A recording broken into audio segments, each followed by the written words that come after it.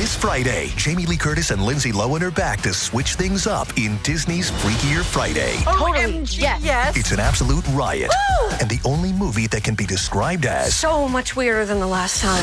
What last time? it's the frequel You ready? we've been waiting for. That absolutely slays. What deeply out of touch old person came up with that? You did. Wow. Don't miss the comedy event of the summer for all ages. Disney's Freakier Friday in theaters this Friday. Get tickets now. Rated PG. Parental guidance suggested. Morning decisions. A creamy mocha frappuccino drink? A sweet vanilla? Maybe a smooth caramel? Or that white chocolate mocha? Whichever you choose, delicious coffee awaits. Start your day with bottled Starbucks Frappuccino drinks. Pick up a bottle near you wherever you buy your groceries. At Blinds.com, it's not just about window treatments. It's about you, your style, your space, your way. Whether you DIY or want the pros to handle it all, you'll have the confidence of knowing it's done right. From free expert design help to our 100% satisfaction guarantee, everything we do is made to fit your life and your windows. Because at Blinds.com, the only thing we treat better than windows is you. Visit Blinds.com now for up to 40% off site-wide, plus a professional measure at no cost. Rules and restrictions apply. Pie in the Sky Media. This series contains adult language and descriptions of graphic violence throughout. Listener discretion is advised. All right, here we go. 3, 2, 1. Hello, and welcome back, Criminal Mischief Nation, to another bonus episode of Criminal Mischief with Carolyn and Branden. I am Branden of that duo, along, as always, with the great Carolyn Osorio. Hello, Carolyn. Hello, how are you? Great. Hope you had a great Thanksgiving. I had a really, really, really nice Thanksgiving. Like, really nice. Really nice. Yeah, how about you? Yep, great. Uneventful, the way I like it. Good food, uneventful.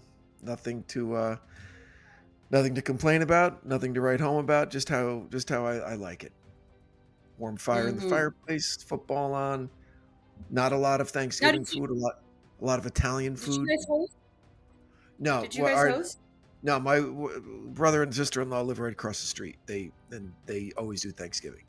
We do Halloween, they do Thanksgiving. So, ate a lot of baked ziti, garlic bread, Oh, so good. So good. So good. So it was great. It was great. Do you have any other plans for the holidays? Traveling at all? We are just looking at being at home, but we are planning something. My son is totally excited about going to Godzilla Fest in Chicago in the summertime. I didn't know there was such a thing as Godzilla Fest. I didn't either, which should tell you how much I love my son, that I'm going on this sojourn. Is it like a convention just about people who are Godzilla fans? Yeah, I think so. I don't know. I go into these things with just kind of like, actually, I'm trying to get my older daughters to come too, so we can do like spa day, museums, all that kind of stuff, and then have my husband and that crew just be like, I'm trying to like dress up like Godzilla. No, he does have a suit. He's 11. Mm-hmm. Anyway, he's my baby. He gets whatever he wants. He has me wrapped around his finger. I am like, I'm there. I'm there for my little guy. All right. Yeah. So it's a big fan. Do you let him see the movies? Those are kind of. Oh my gosh, yeah. He loves even the old ones. Like with that weird little guy, and have you seen him when you were little? Did you watch him? I mean, obviously the remakes. Yeah. I mean, not remakes, but like, yeah. There was the bad one from the 90s with Matthew Broderick and Jean Reno and. No. I'm talking about the really old ones, like from the 60s. Yeah, like the Japanese films, the foreign films. Yeah, those are great with Rodin and all that shit. Yeah. I remember the cartoon as a kid. You remember the cartoon? The Godzilla cartoon? I never watched that kind of stuff when I was a kid. Yeah. I was not into. Fortunately, my husband was so like I mean, I'm into it now because he's into it, but like when I was little, that's not what I was wanting to watch, you know? Is this the kid of yours with the fake animal pet, the fake dinosaur pet? You mean with the axolotl, which is very real? That's not a real word. It's not a Yes. real He, animal. he has two now. Not only does he have one, but I got him another one, and then the other one tried to eat the other one. And these things grow back. Okay, they're Yeah. not real. But okay, good. I'm good. Listen, great. I hope he's happy. Is he okay in school? Is he doing all right in school? Okay, stop. What are you talking Like, about? You know what? does he These focus are on? these are these are fighting No, words, I'm dude. seriously asking you because he sounds like he's got his shit together. If he has interests like this, I just sent you a picture. does he also do well Yeah. in school? He does great. Okay. I mean, What is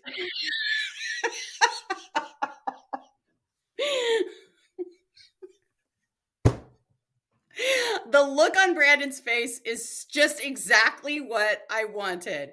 Okay. it looks like all of these are fake things, from the SpongeBob to the Godzilla to the orange fish with arms and legs. Is that the axolotl? Yes. Yes. The And orange that's fish with his. a lion's mane and arms and legs. You want me to believe Yes. that that's a real animal It is. that can It is. regenerate limbs if another one eats Yes. it? Yes. Yes. This is science fiction, and you should be writing this down because it's a good story. This is so funny because you don't even believe and it's real. You don't. I'm telling you. Okay. You're like the religious people that you keep like putting over the you understand this. This thing is real, It okay? looks like, an evolutionary kind of off ramp, you know? Okay.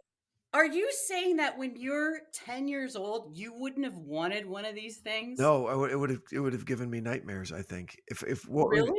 If this peach orange colored thing is actually real, I wouldn't want it in my house.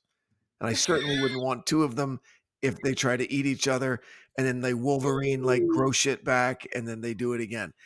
Are Okay, they well a food source he for each other? was very sad. Oh gosh, we're losing Okay, people. We're sorry. like 6 minutes in, and Sorry. we're losing people. I will just say this one last thing. When the bigger one tried to eat the littler one, he was very upset. Like I was about ready to drop him off at school, and I looked in the rearview mirror, and I was about ready to say, I was saying like, "Okay, hon, I love you," and all that, and he was like, these little crocodile tears were like going down, and he was like, "I'm just worried about Goob." That's one of them's Coochie Copy. Anyway, it's not like he's just excited about the one. So now the other one has its own tank. Okay, you had to separate them. Yes. Okay. Excellent. Hold on one second. Okay. So, wow. Okay. Well, I'm going to look into this a little bit more and because I think you're lying to me. But so let's get to this. Yes. Let's get to this episode. This is a very impressive guy. Listen, for him to go from NCIS to the DEA to the FBI. I mean, that's a talented, smart, guy that to be able to just keep in his mind advancing. I'm not saying any of those agencies are superior or inferior to the next, but he had them ranked. That was always his dream, to be in the FBI, assigned, to Western Pennsylvania. And he did it, which is so, I mean, I'm happy for him. That's great. And then it seemed to a point that he almost kind of fetishized this case because it means so much to him and it did so much for his career and it's what like he says he thinks about it still like all the time, like, but it doesn't seem to affect him in a PTSD kind of way. It affects him in a way of kind of intellectual curiosity and criminal kind of curiosity and so that I found the guy very, very impressive. So what took him so long to get back to you? I didn't ask. Usually when people like you don't give them a hard time. You just say yes. I would have said, yeah, right? Cool, thanks. But where the hell you been? Okay, as you would say, break someone's balls. because they don't get back to you. You just say, when can we chat? Okay. That's what you say. All right. Good for you. Okay? Maybe that's why you get more interviews than me. Fine. All right. Let's move on. So, and I'm just constantly amazed by the hubris of that main dude.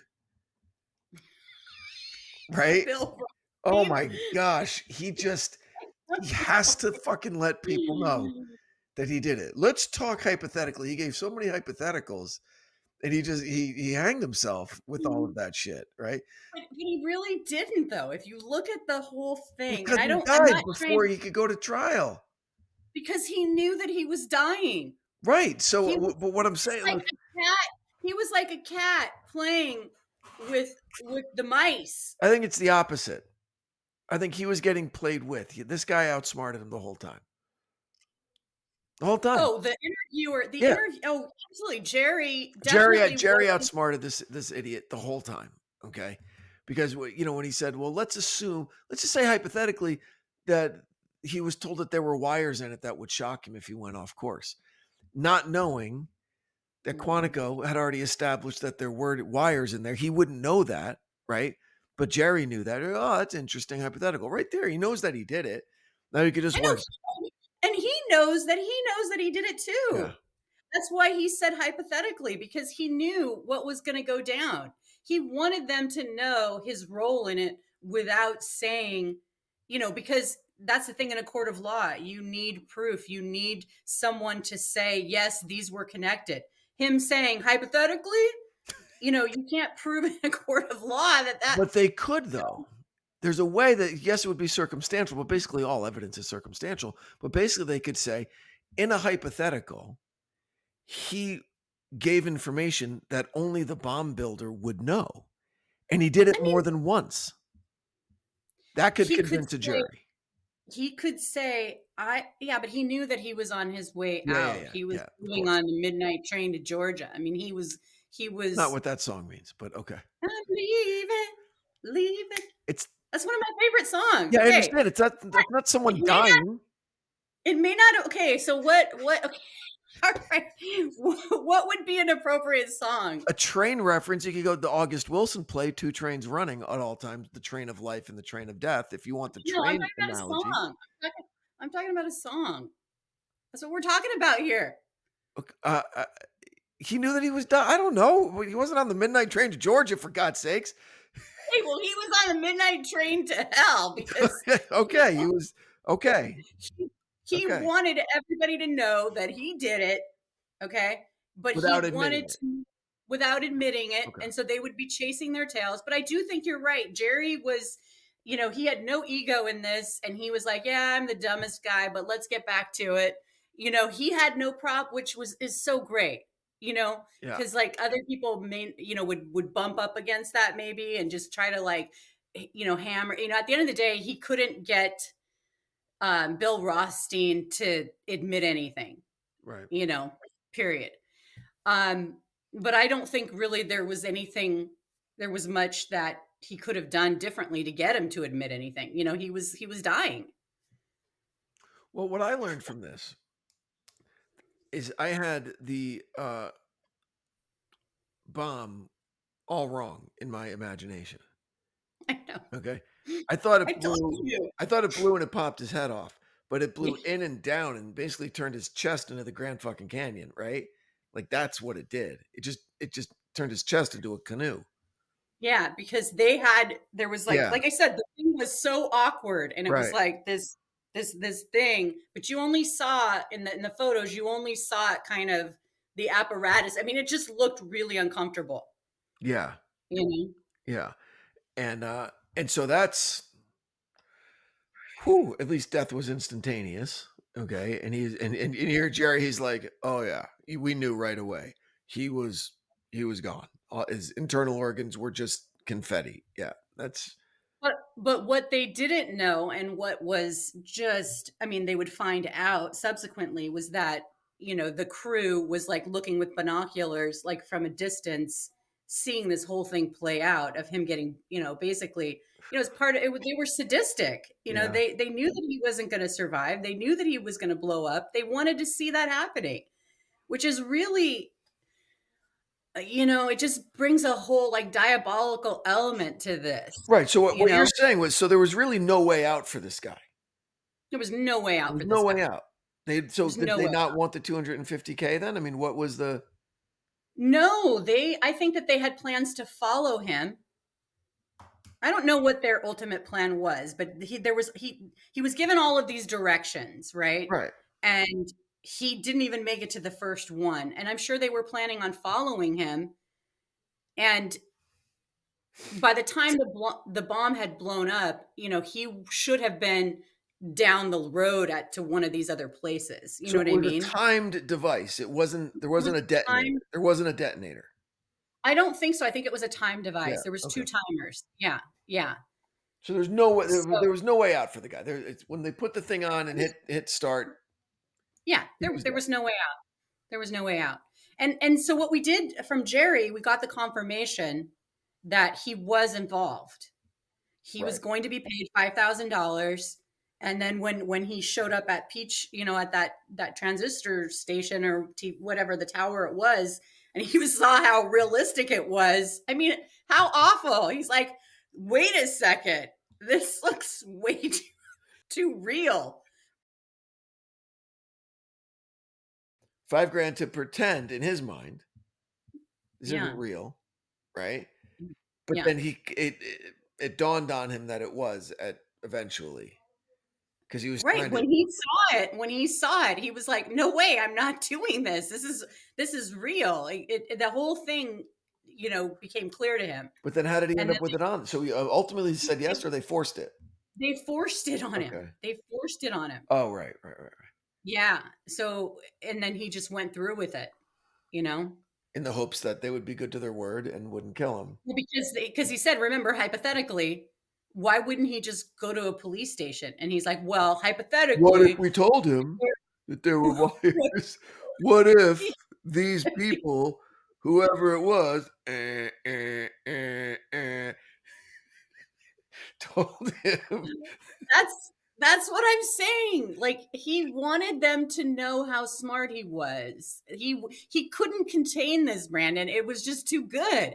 And I'm not trying to like act like he's this mastermind. I'm just saying, like, to him, this was, and I'm not trying to minimize it, but I can only, it's like foreplay to him. Like, he's loving every minute of this. Absolutely. It's like, this is what he's waiting for, what he's been, why else would you create this entire diabolical plan if this wasn't what you wanted? He wanted this attention. He'd called the police, claiming that he was going to commit suicide. It was just this, I feel like the whole thing was a setup, Listen, there's a guy in my freezer. He's dead. This has nothing to do with the pizza guy from a while ago. So don't start sniffing around about the pizza guy stuff. Which is exactly what he wanted. Of course. And I know, I'm just saying, like, he had this, and I believe, like what I was saying to Gerry about his ultimate plans of getting revenge on Marjorie, because he'd always been in love with her. This was the ultimate, right? Like, you're going down for everything that you've ever done to me. You're going down. God, some people really need to get out of their small towns, I think that that's one of the most scariest things is jealousy, or being the object of envy. That is really terrifying, because people, you know what I'm saying? I do. I don't know if you've ever been the object of someone either being super envious or jealous, but it can be really scary. Yeah. No, I'm kidding. I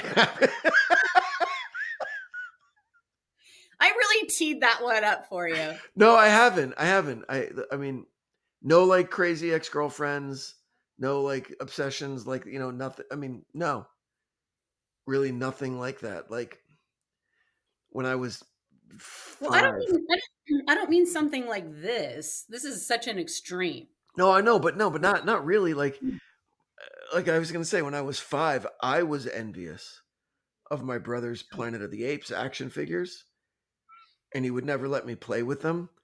And so Mm. he fell asleep on a road trip, and I threw him out the window. Like Oh my. if I can't have him, no one can have him. Like that kind of shit. Yeah, Okay.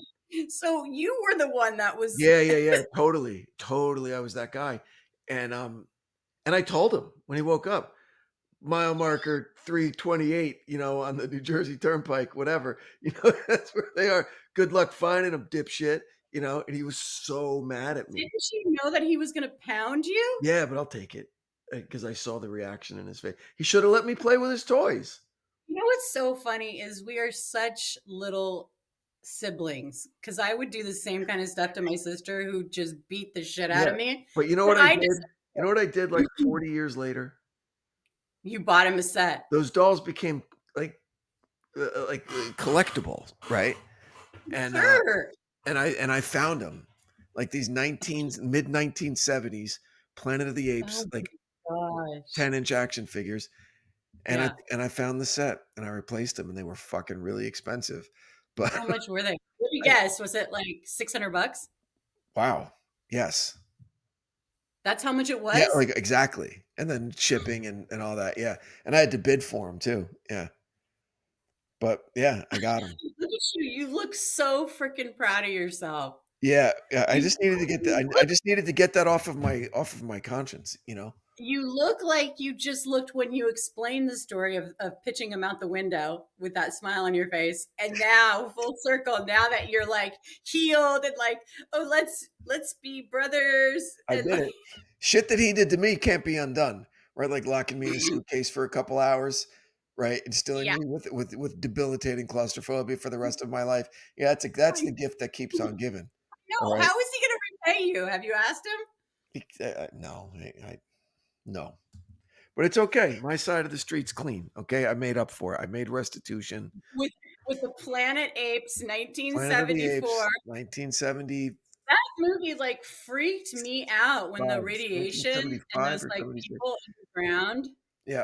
Yeah. You know? It was a groundbreaking science fiction kind of. But did they need to be that expensive? No. Many of them, whatever. But still, regardless. You know what? The fact that still remains, I mean, it's pretty, and he has them. Did They're he in appreciate a place of honor in his little chest, like next to like his signed Derek Jeter ball, right? And like other Yankee Aw. memorabilia, and he's got the Planet of the Apes.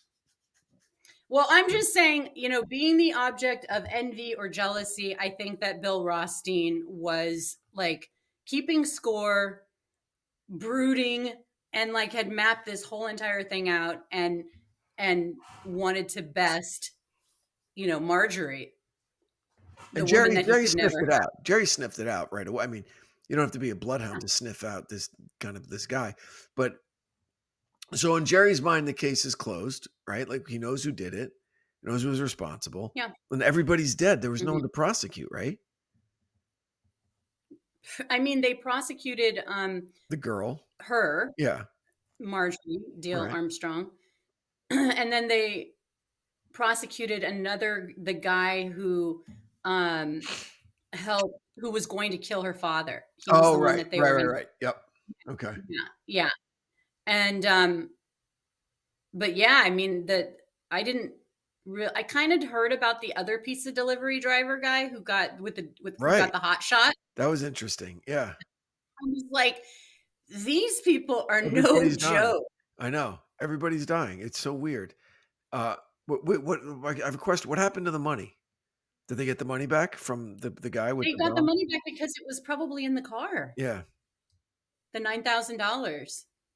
$9,000. I'm sure what they planned on doing was like following him, waiting for the bomb collar to blow up, and then get the $9,000 from the car. Just covered with gore. Ugh. I'm sure that it was inward, like you said. I mean, if he was behind the wheel or at one of the places. I mean, it's just like, why even come up with a plan like this? It's just so ludicrous. There's a great movie called Shooter, right? An Antoine Fuqua movie from the early 2000s with Mark Wahlberg. It's a great fucking movie. And And he plays a Marine recon sniper, badass Jason Bourne type of person. I think I've seen it. I think I've seen that. Yeah. And he has a partner in it, and his partner gets captured by like the bad guys who happen to be American, kind of trying to cover up shit. And there's this device that it goes on like a shoulder brace, okay, and it forces you to bend your arm so like you're pointing at your own temple, and then they put a gun in your hand and they make you pull the trigger so they could fake a suicide, okay. But Mark Wahlberg saves him at the last second, and the guy's going, "Get this thing off me!" And Wahlberg says, "What kind of asshole would even think up something like this?" Yes. And that's what I kept thinking about, that line in that movie from episode 104. And the whole time I was listening to this, what kind of asshole thinks up something to just torture a person and make them die with a bomb around their freaking neck? Right? It's just, it's evil, in my opinion. But I mean, yes. I mean, and then to watch from afar, knowing that it's going to happen, right, and getting some sick thrill out of it. It's and then she murdered her husband or her live-in partner of 9 years because he was going to go tell the police. And that's how the whole thing started with the body in the freezer, because he was going to, basically rat him out. And she was like, no way. I thought it was so interesting about how she wanted to kill him. Yeah. It's so weird. When Gerry said that. I remember when I was young I probably wasn't even a teenager yet. And the first time I got in trouble and tried to lie my way out of it. Okay. And my brother pointed this out to me because I got caught and it was awful and I was grounded and my bike was taken, but whatever. Right. And he goes, "Man, imagine if you just stopped right then, just stopped and told the truth the first time. Because look at how many lies you had to tell to keep it going. And you couldn't keep everything straight." Okay. And so the much darker version of that is like the movie The Talented Mr. Ripley with Matt Damon, right? Where he tells one lie, and then to keep that going, look how many people he has to kill just to keep it going, right? And people had to die left and right to just to keep this one lie that he told about being a person that he isn't, And so again, with this, look how many people he was going to rat it out. So she's got to kill him, and then I wanted to kill this person. I know. And the pizza guy. That's the thing about this being stranger than fiction, is that you've mentioned 2 movies, right? And it's like reality. Yes, I know that. Like, it's insane. It's insane that someone would think of this and then go to these really awful, murderous lengths to cover it up, and then to have this guy hypothetically, look how smart I am. That fucking guy. Oh my gosh. I mean, it just is like she didn't even need the money. Yeah. To kill her dad, and they could have given a hot shot to her dad. Like, they didn't have to go through all the, and I'm not saying that's what they should have done. I'm just saying, okay, listen, I'm just saying, like, that's what makes me feel like they really wanted to do all this drama. They wanted to be a part of something bigger than themselves, each for their own reasons. Because like, this is a lot of people in this conspiracy. 2 pizza delivery drivers. You got I can't remember the other guy's name who gave one of the kitchen timers and who was the guy that was going to kill her father. Yeah. Bill Rothstein. You've got Marjorie Dale Armstrong, and then you've got her live-in boyfriend, right? Like, that's a lot for $9,000 that they didn't even get. But they did, right? Exactly. And she already had money from her, because she sued the hospital after she, baseball batted her husband and then sued them. I mean, it's just, anyway, there was a reason why I wanted to, I was very satisfied by my interview with Gerry, because it was great. You should ask him if he has more cases. We should work with him more. He was terrific.